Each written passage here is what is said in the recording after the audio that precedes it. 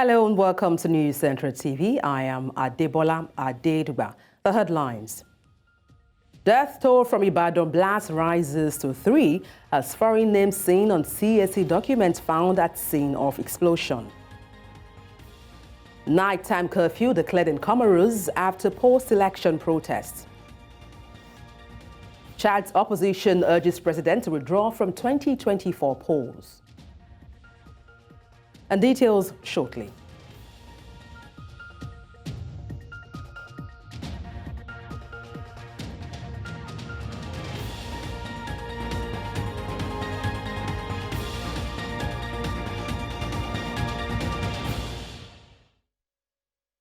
We begin the news in Nigeria, where President Bola Tinubu has expressed sadness over the devastating explosion that occurred on Tuesday night in Ibadan, the Oyo State capital, demanding punishment for those responsible. The explosion killed 3 persons and wounded about 80 others. It also destroyed several buildings, vehicles, and other properties in Bodija area of the sprawling city. And this was made known in a statement signed by the presidential spokesperson, Ajure Ngelale. President Tinubu commiserated with the government and people of Oyo State and called on all concerned agencies of government to unravel the circumstances that led to the tragedy. He also directed the National Emergency Management Agency to work with the Oyo State government to offer immediate and comprehensive relief to the victims.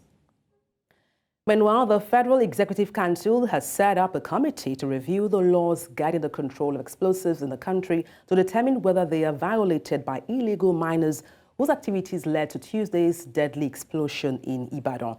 Minister of Defense Mohammed Abubakar disclosed this while addressing journalists after the first FEC of 2024 presided over by President Bola Tinubu. According to Badaro, the council expressed worries about the incident and noted the need to avert future occurrences, noting that despite preliminary investigations suggesting that explosives stored by illegal miners may have been the cause, there was also suspicion in some quarters that gas may have been to blame for this incident. And to talk about this, I've been joined live on the news by News Central's correspondent Bernard Akede, who has been keeping tabs on this developing story. Bernard, good morning. Glad to have you join me. Yeah, good morning, Adebola. Thank you for having me. All right, Bernard, what's the latest updates regarding this devastating explosion at Bodija in Ibadan? All we have is still the figures, the official figures that were put out by the government officials as at yesterday. I think the death toll was still pegged at, I think, between 2 and 4, I think 3, if I'm not mistaken. And for the injured in his 70s, or at the most 80. But there's been some recent activity early this morning. We noticed some ambulances coming in, and you'll see that very soon. We'll zoom in there so you can see. There's been heightened security early this morning, and then about 3 ambulances came in while we were here. One of them is what you're looking at right now on the screen. And somebody whispered in my ears. Well, I had a phone call. An official was requesting body bags, and then somebody whispered in my ear saying that it's possible that they may have uncovered some more bodies underneath the wreckage behind me there. It's not confirmed yet, but I'm suspecting that that's what may have happened, and that's why you are seeing all that activity there. There's still a perimeter created here, so we can't go beyond this point where we're standing. We're hoping that we won't be asked to leave here anyway. But the activity you are seeing there clearly shows that something new has happened. We don't know just yet. We'll see if we can get further information. And then to my right here, we're seeing more people coming in this morning now to see if they can salvage anything left from their belongings. That compound you're looking at right now was one of those that was terribly hit by the explosion. The entire ceiling, the roof, all gone. In fact, one part of the roof is currently hanging on one of the light cables in the street here. Like half of the building is also gone. Excuse me, and the residents there were being careful in going in to get their stuff, because we're seeing that these buildings, parts of the buildings are cracking even more, and it's possible that these buildings could cave in anytime from now. So for now, that's the most that we have from officials, but we're just looking around to see what exactly would happen. We have no official statement as to whether death toll has increased, and to whether the number of injured have increased, and to how many buildings exactly have been affected by the explosion. But the most I've given you for now is what we have at the moment. All right, Bernard, how about the 80 now confirmed, injured survivors? Do you know if indeed they have been sent to the hospital for treatment?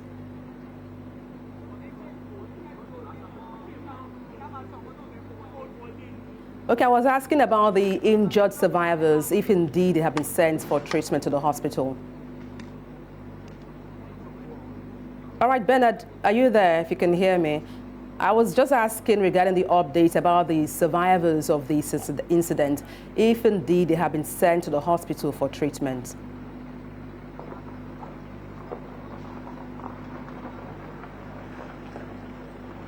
Seems we lost connection with our correspondent, Bernard Akede, right there in Bodija, in Oyo State. We'll get back to him as soon as we can in the course of the news. But away from that, now to security matters, Nigeria's federal government has called for an end to ransom payment to kidnappers.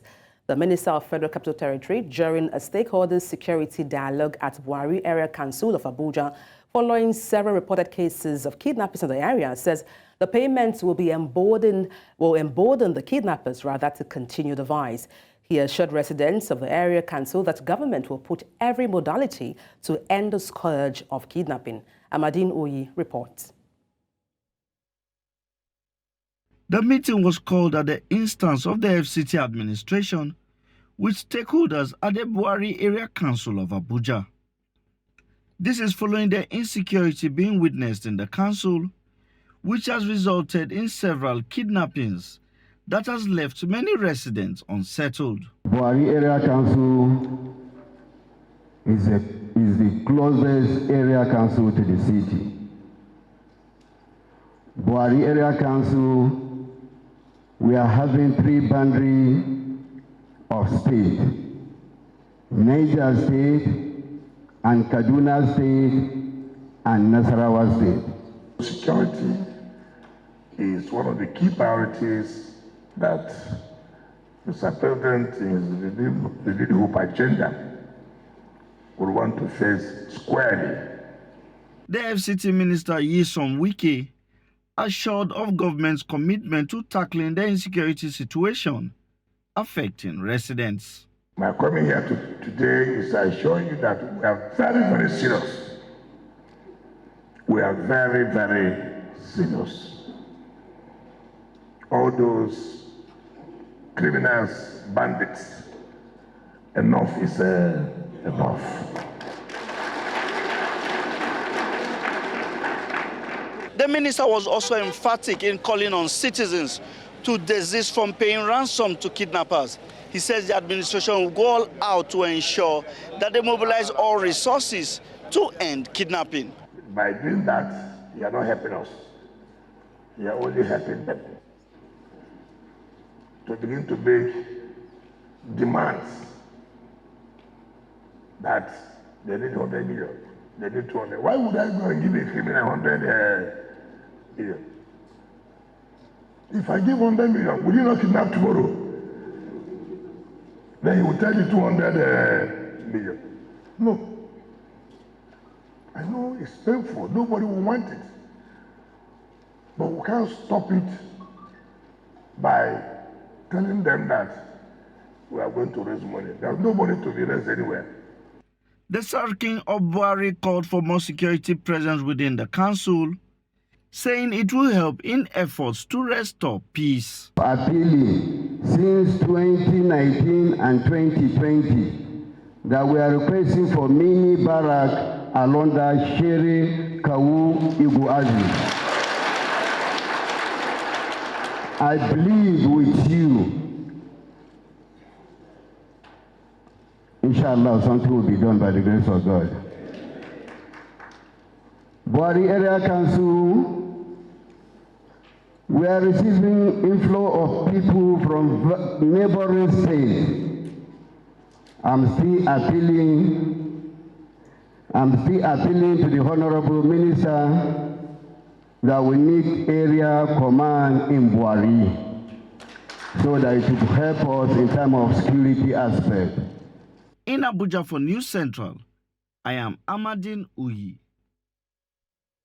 And now let's try to reconnect with our correspondent, Bernard Akede, who is live in Bodija in Ibadan. Bernard, if you can hear me, good morning once again. Okay, thank you so much, Adebola. Good morning. Sorry about the connection. All right, I can hear Bernard, you clearly now. Just to ask you, if you were able to speak with any resident, either a gatesman or a house owner in Bodija, regarding the cause of this explosion. Well, the cause of the explosion, like we heard, was basically explosives. We're not exactly sure what type of explosives, but rumor has it that it may have been dynamites. So based on the statement put out by the government, the explosion most likely was caused by a resident who they claim is or was a minor, because we don't know if the so-called person was affected by the explosion or if the person is currently at large. But we heard that the person was a minor, some say an illegal miner, and had in his possession certain explosives used for mining. There have been suggestions that if he truly was a miner and the explosives used for mining, they were possibly looking at dynamites. And if it's based on the magnitude of the explosion, then it's probably going to be more than one dynamite. It could be a pack or a pile of dynamites. Where the person is now, we do not know. If the person was affected by the explosion, we also do not know. Investigation is still ongoing. But yes, we did speak to residents here who have suffered losses. Earlier this morning, we spoke to a lady on the breakfast show this morning, and she said two of her daughters, her two daughters, were injured from the explosion. Her house is just here in front of me. You may not be able to see it now, but the house was definitely affected. Also, her vehicle, she said, when the explosion happened, she was trying to take her children to run out to the vehicle and go to the hospital because one of them had a gash on the head, another one had bruises. But on getting outside, the vehicle was also damaged by the explosion. There's a former deputy governor, Iyola, I've forgotten the surname now, or deputy governor of Oyo State. His house is down the road here. His house was also affected. We were able to see the building and several other buildings around. We spoke to another lady yesterday as well, who's a youth corps member. Her house is one of the buildings right there to my left. You'll get to see some of the buildings there now. She said they were in the living room, and then all of a sudden they heard the explosion and the walls of her house just opened up and she could see outside. The security person, the gatesman, unfortunately lost his life in that explosion, and then some of her other colleagues, corps members, got injured. They also yesterday night were able to move whatever it was that they could from their belongings and take them out of here. But so far, it's a very tragic story at the moment, and this morning has been quite quiet until a few minutes ago when people started coming back here, to try and pick what's left of their belongings, at least whatever it is that they can salvage. Okay, one more last question for you, Bernard. We've seen reports that the governor of Oyo State, that's Seyi Makinde, saying that foreigners have been indicted as part of the culprits regarding these devastating explosion. What more do you know about that? All right. Well, since the governor has let the cat out of the bag himself, then I think, I would also say what I had been hearing. But because it was unofficial and it was still like a rumor, I didn't want to mention that until we got credible information. As of yesterday, we heard whispers that the person or the culprit who may have been the one in possession of the explosives possibly could be a foreigner. As a matter of fact, the specific nationality we heard was Mali, that he could be a Malian. There's been different information flying around, but nothing official yet, and that's why we're still keeping it low, so that we don't spread rumors or fake news. There were also some suggestions that it could be chemical. Whatever may have caused the explosion could be chemical. Some people are suggesting that it may not even be dynamite. It could possibly have been somebody who may have been, how do I put it, possibly creating some kind of explosives here. But again, we cannot say categorically because we need official statements. I'm not an explosive expert, so I can't even put together everything, all the information that we've had. But what makes sense, what is reasonable, is that it clearly was from an explosive device or some kind of explosive device, and that we heard yesterday that the individual who may be responsible for this is a foreigner and possibly Malian, most likely Malian from the information that we've gathered. All right, thank you so much for your time. Bernard Akede, our correspondent there, live in Ibadan. Thank you so much, Bernard.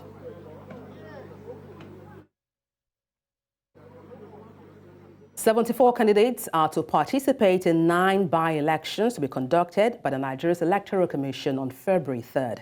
The by-elections became necessary after the death of some members of the National and State Houses of Assembly. By-elections will be held in 2 senatorial districts in Ebonyi South and Yobe East, 4 federal constituencies, Shanga, Ngasigi, Yaura in Kebbi, Surulere in Lagos State, Akoko Northeast, Akoko Northwest in Ondo, and Jalingo Yorozing in Taraba State.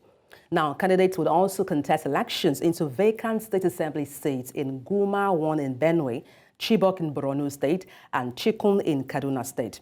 Overall, 7 candidates are jostling for positions in Borno, 9 in Kebbi, and 11 in Lagos, while there are 8 candidates in each of Ondo and Ebonyi states. The Nigeria Labour Congress has called on the federal government and other world leaders to engage the United States of America to lift its sanctions on Cuba. The president of the Congress made a call in the nation's capital, Abuja, following the visit of a delegation from the Cuban government who conferred an award on him for his efforts in championing the rights of workers in Nigeria and Cuba, despite age-long sanctions from the U.S. government. Marvelous Obomano reports. It has been more than 60 years since the United States government placed economic sanctions on Cuba.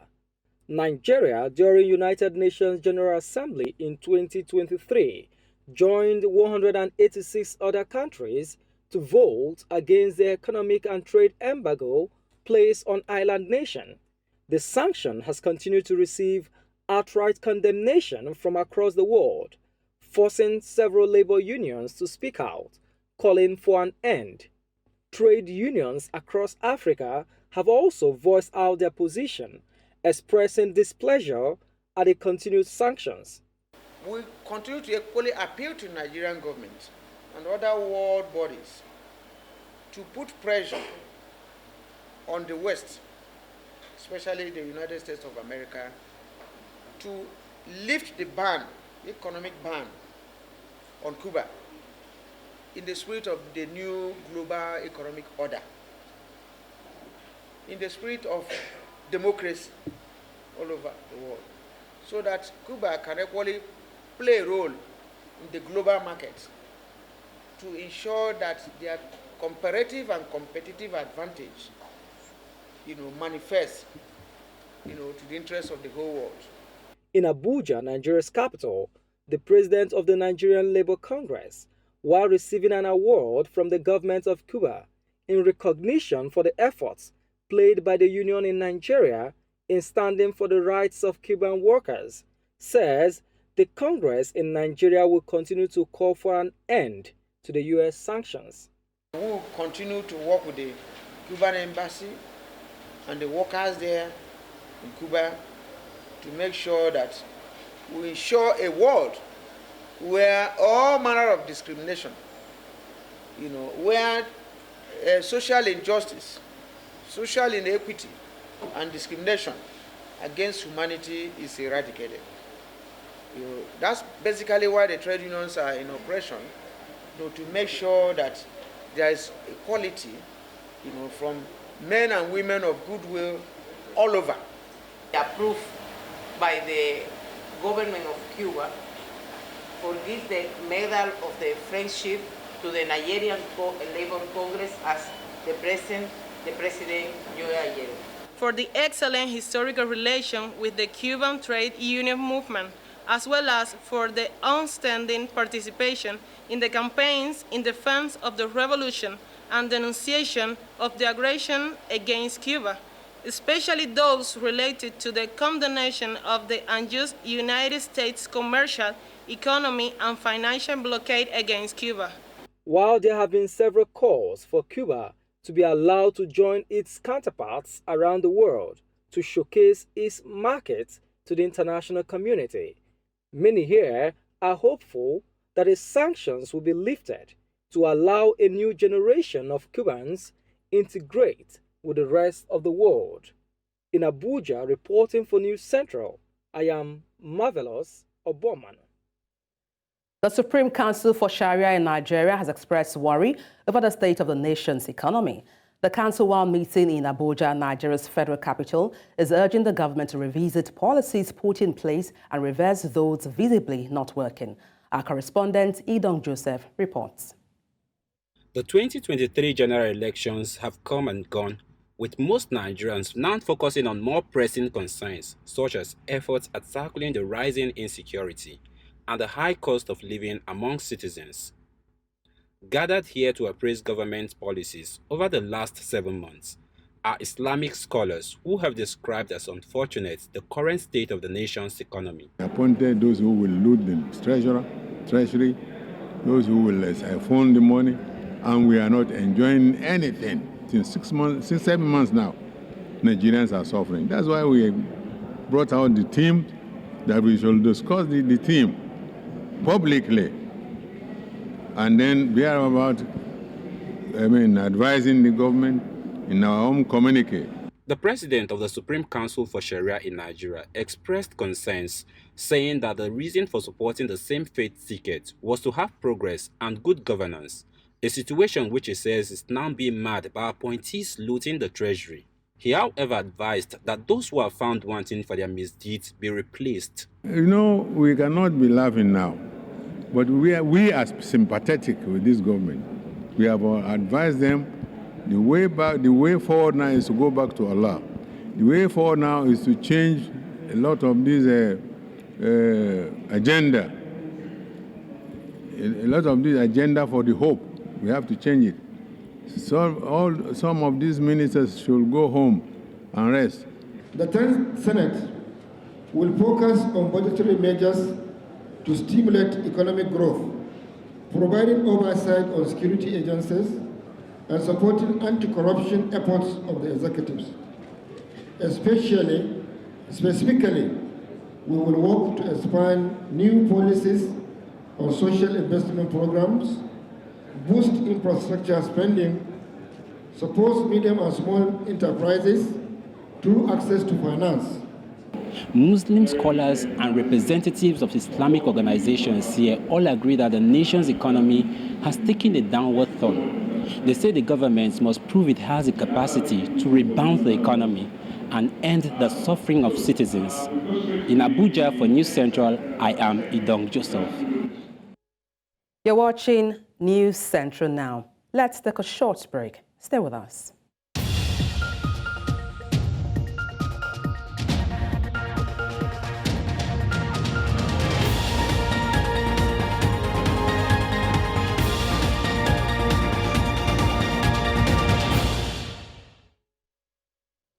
Nigeria's Minister of Information has tasked public relations professionals of the country to help drive the campaign to change both local and international perception of the country.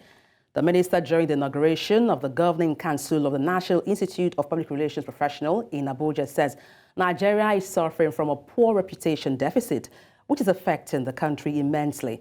He urged members of the institute to find practical public relations approach to these problems and help project the renewed hope agenda of the current government. The challenges of our great country today is what could be termed as reputation deficit. This, of course, is caused by a wrong perception about Nigeria, both within and outside the country. This is a sad phenomenon, my dear professional colleagues. Therefore, we must find a practical public relations approach to reclaim our damaged reputational asset as a country. Other nations have also their difficulties, but the difference is in how these issues are managed and how they are approached by especially the leaders of those nations.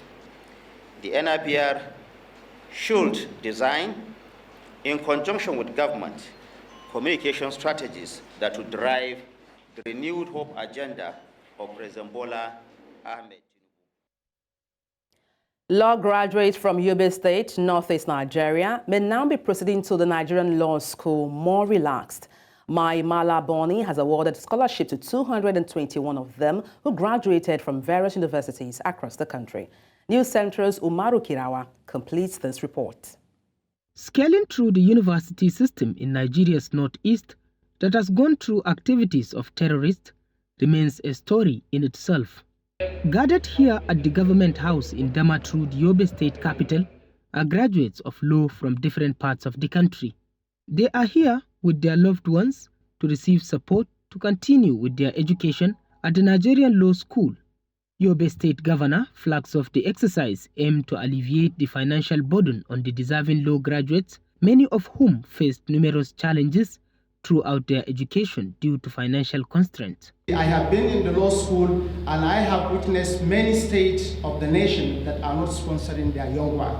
Year in, year out, Your Excellency, you have offered this scholarship to law students and to all other Yoruba indigenous of tertiary institutions across the country. It has not only brought support to the parents of these students, but it has also propelled Yoruba State to another level.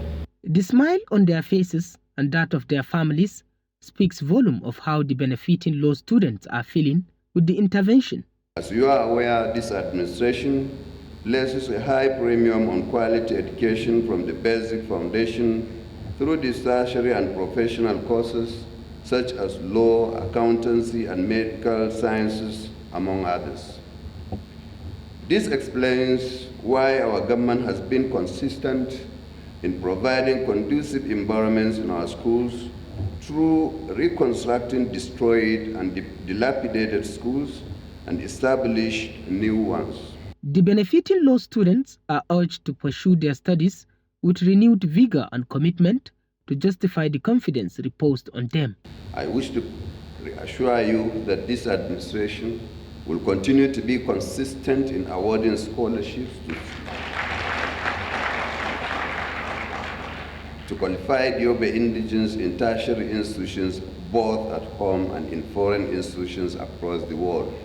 As these law graduates embark on their legal careers in the law school with a solid educational foundation, it is therefore the expectation of all to witness the positive impact they will undoubtedly make in Nigeria's judicial system and beyond after the program. In Damaturu for News Central, Umori Kirawa. Staying in West Africa, Sierra Leone judicial authorities will allow former President Ernest Bai Koroma to travel abroad for medical reasons, despite his indictment over his alleged role in a coup attempt, his lawyer said on Wednesday. Koroma, who led the West African nation from 2007 to 2018, was charged earlier this month with treason and other offenses over what authorities have called an attempted coup on November 26. According to his lawyer, Joseph Fitzgerald Kamara, Sierra Leone's High Court said Koroma would be granted bail to travel to Nigeria for an unspecified medical treatment. He has been scheduled to appear for a hearing in the case on Wednesday, which has now been adjourned until March 6th. Visiting China's Foreign Minister Wang Yi and Togolese Foreign Minister Robert Dutse have pledged to enhance strategic cooperation between the two countries and their joint efforts towards modernization. The Togolese Foreign Minister reiterated that Togo would always stand firmly on China's side, adhere to the One China principle, and support China in safeguarding its sovereignty and territorial integrity. On his part, Wang said China and Togo have set an example by treating each other on an equal footing and fostering mutually beneficial cooperation. And this relationship has also become a symbol of China-Africa solidarity and friendship. La Chine et le Togo ont une longue histoire de coopération fructueuse. Et aujourd'hui, nous avons l'occasion, vous et moi, grâce à leur Excellence le Président Faure Gnassingbé, et bien sûr du président Xi Jinping, l'occasion de la renforcer pour témoigner du rapprochement entre Beijing et Lomé. 非洲应该走独立自主、联合自强的道路，应该把非洲命运掌握在非洲人的手中。在非洲发展振兴的历史进程当中，中国始终是非洲兄弟姐妹们可以信赖、依靠、长期的战略合作。 The news continues in Southern Africa, where in South Africa, KwaZulu Natal disaster management teams are on a high alert following a level 5 warning of disruptive rains on Wednesday. The Weather Service said coastal areas can expect severe flooding of roads and settlement. According to South Africa's weather warnings matrix, a level 5 warning means the event's likelihood will be medium, but the impact will be significant. And this comes after at least 13 people have died in floods across the province since the end of last week. And to talk about this, I've been joined live on the news by a weather forecaster, Ishmael Moyo. Good morning from here. Glad to have you join me. Good morning, ma'am. How are you? I'm doing fantastic. Can you explain to us the meaning and also significance of a level 5 alert in KZN? So just to touch base on what you've already mentioned, I think you explained it quite nicely. An orange level 5 warning simply entails the fact that the weather event has a medium likelihood of occurrence. And when it does happen, it will have significant impacts to those areas that are being covered. Okay, but then how serious are these alerts with respect to KwaZulu-Natal, considering the level 5 alert? Are there any unique or even unusual reasons for these incidents in this region? We can't say they are quite unique because there are other places that do experience flooding over South Africa. Areas such as the Eastern Cape, the Western Cape also do get flooding. Even the interior regions also get flooding as well. Just depending on the intensity of the weather events thereof. But for these particular cases that have been happening over KZN, we have been having quite different weather systems. We had some cases that have happened in the past over KZN, and we have quite known a few to have resulted in loss of lives, severe damages to infrastructure as well. And one such case is the recent case that occurred in 2022 April. There was also one case that happened in 2019 as well. And to compare this one with those that have already happened in the past, I think based on the rainfall measurements that we received, it was not as intense. The issue now is that there has been other storms that have hit the areas in the past few days, which has made the surface to be a lot more saturated in terms of moisture. So there have been quite a vulnerable area of taking that into consideration. And us having to issue a level 5 warning, we were also considering the amounts that we were expecting and factoring what I've already mentioned, which is the soil moisture content. Okay, in the light of all you have mentioned, what would be your advice or even precautions for residents and visitors in these areas to take in ensuring safety during these extreme weather conditions? Well, in basic situations where you have flooding, you would be advised to keep off low-lying areas such as low-lying bridges, low-lying roads, or floodplains. Now, obviously, if you stay in a certain area, you would know the best areas to avoid, and it's best to seek high ground when an area is flooded. Do not try to cross a bridge when you see that it's flooding. And also, when you cannot tell how deep water is, do not try to cross as well. And if possible, it's advised also to stay indoors when you can. Avoid outdoor activities as much as possible when there's flooding as well. And in instances where there's intense storms and there's strong winds and lightning, I think the information I've advised would also cover that as well. All right, thank you so much for your time on the news, Ismael Moyo, a weather forecaster. Thank you so much. Thank you. And now let's move to Central Africa, where Chad's unarmed opposition has called for President Mohamed Idris Deby Itno, who took power straight after the death of his father in 2021, to pull out of elections due this year. The leading opposition and civil society group where Keith Starmer accused the international community and France in particular of supporting dynastic secession in Chad and backing General Mahamat Debi's ambition to confiscate power, including the use of force. The 37-year-old was proclaimed head of an army junta 2 years ago after rebels killed his father, Idris Debny Itto, who had seized power in a coup and ruled the desert nation with an iron fist for 3 decades. And still on election matters, but now in East Africa, the government of the Comoros Islands has ordered an overnight curfew after the police and military clashed with protesters angered by the re-election of President Azali Assoumani. Opposition parties have called for the polls to be declared void, alleging fraud. Tear gas was fired and demonstrators burned tires and barricaded roads on the street of the capital, Moroni. Protests were also reported in other towns across the Indian Ocean archipelago. An unspecified number of people were reportedly arrested during the protests. A government spokesman accused the opposition of disturbing public order. The UN has appealed for restraint. On Tuesday, the Electoral Commission, CENI, announced that Assoumani had garnered 63% of the vote in Sunday's ballot to secure a 4th term as president. And 3 Kenyan police officers have been arrested over allegations that they were involved in ransom kidnapping of a Chinese national. The officers are attached to the General Service Unit, GSU, a paramilitary police wing. They are accused of ambushing the Chinese man as he drove to work on 8th of January, handcuffing him and driving him away.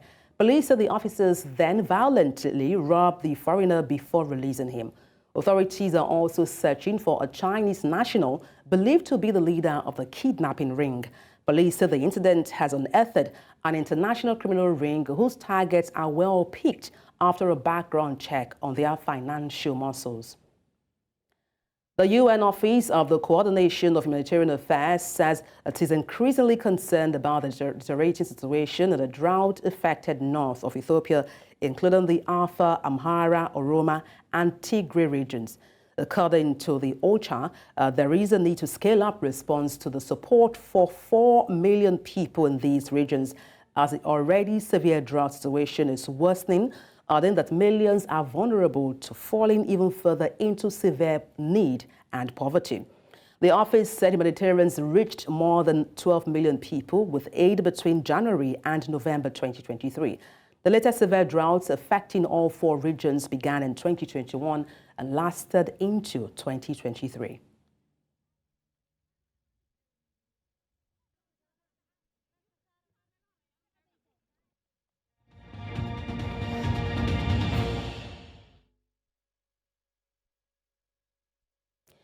And now for business stories. The Africa Prosperity Dialogues in 2024 is an annual dialogue organized by the African Prosperity Network with support from the African Continental Free Trade Area. In preparation for its 2nd edition, African Prosperity Network, in collaboration with Tetra Core Energy Group, organized a press conference to educate the media on its mission, vision, and objectives. News Central's Perpetua Fasumi Peter was there and now reports. Themed, Delivering Prosperity in Africa, Produce, Add Value, Trade. The 2024 Africa Prosperity Dialogues will be held in Ghana, the host nation of the AFCFTA Secretariat. Ladies and gentlemen, the Africa Prosperity Network works in close collaboration with the Africa Continental Free Trade Area Secretariat, and it helps to have a visionary at the helm of affairs. Last year in January, we held our maiden dialogues, and without missing a beat, the international media started calling us the Africa WEF. We are better because we have a higher purpose for Africa. It is for Africa and by Africans. In the wake of the challenges facing the global infrastructure development in Africa, we believe that developing a single market initiative that can propel cross-regional integration, value and infrastructure and technology sharing within Africa is one that is very, very important and critical in driving economic development and infrastructure development as well. While identifying challenges such as interoperability, and currency inconvertibility. The organizers believe that the protocols and agreements being signed by member states will eliminate these barriers to trade. We have a number of protocols and the agreement as a whole.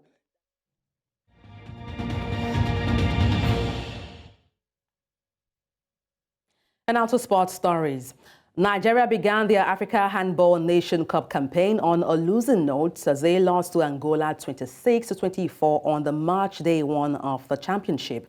The young Golden Arrows of Nigeria's side, led by coach Rafiu Salami, locked horns against the Angolans, throwing everything into the match, which was a close affair between the two sides and ensured that the first half ended 13-11 in favor of Angola. The second half was the same as the first period, with Nigeria going even stronger, even to the point of leading at some point in the match. But they met a resilient Angola team who edged them with a vital advantage from the 7 meters to win 26-24. Thus, Nigeria lost their first match to Angola 26-24. They will play Tunisia in their next match on Friday at 7 p.m. Napoli have signed Ivory Coast midfielder Hamad Traoré on loan from Bournemouth, the struggling Serie A champions announced. In a statement, Napoli said they have brought Traoré until the end of the season with an option to buy. Napoli, 8th in Serie A, will have to pay €25 million to make the move permanent. Traoré returns to Italy a year after being loaned and eventually sold by Sassuolo to Premier League club Bournemouth, where he struggled for the game time. The 23-year-old, who has 9 caps for his country, missed out on Africa Cup of Nations after being hospitalized with malaria last year. The AFCON 2023 tournament has started in Ivory Coast, and now as the goals are being scored in the various stadia across the West African country, businesses are also thriving. At least traders selling merchandise related to football in Abidjan market are smiling to the bank. Incidentally, some of these traders are from Nigeria. News Central's Favor Itwa was at one of such markets and now reports. During the Nations Cup in Abidjan, Nigerian businesses in the bustling Ajame market thrived amidst the football excitement. Since from the starting of this tournament, there's really a difference into the business, particularly me. There's a lot of difference. The things we are selling like 10,000. In this tournament, we have a lot of profit. The market, known for its diverse offerings, witnessed increased activity as football enthusiasts sought merchandise and memorabilia. If not the frustration our government is giving us over there, business in Nigeria is far better than over here. But because of exchange rate now, we are trying to come over here with Nigerian goods, so that we can sell it in their own and get their currency and go back to Nigeria and have enough naira. Nigerian traders seized the opportunity by providing football team products, food, electronics, shoes, tapping into the favor surrounding the tournament. Collaborations with local vendors enhanced the market's vibrancy, creating a unique fusion of Nigerian and Ivorian cultures. Many people from the country or other countries came here because of this football, and I can say that this time will be better than the other one. Overall, the experience in Nigerian market showcased the resilience of Nigerian businesses, highlighting the ability to navigate dynamic market conditions and capitalize on major events. Many other neighboring countries, even foreigners, they came here, and since they came, there is changes because I do sell more than I said before. I do sell now more than I said before. The business moves faster now. It also fostered cultural exchange and collaboration, contributing to a vibrant and mutually beneficial economic environment during the Nations Cup. In Abidjan, Ivory Coast, for News Central, Favor Itwa. And that's all on the news at this hour. But before we go, let's take a look again at some of the major stories. We told you that death toll from Ibadan blast rose to 3 as foreign names seen on CAC documents found at scene of explosion. We also mentioned nighttime curfew declared in Comoros after post-election protest. And finally, Chad's opposition urged president to withdraw from 2024 polls. Send your eyewitness report to the WhatsApp number on the screen and follow us on social media. We are at News Central TV. You can watch us live on DSTV, channel 422, Star Times, channel 274, Avo TV, and YouTube. Many thanks for watching. I am Adebola Adedugba.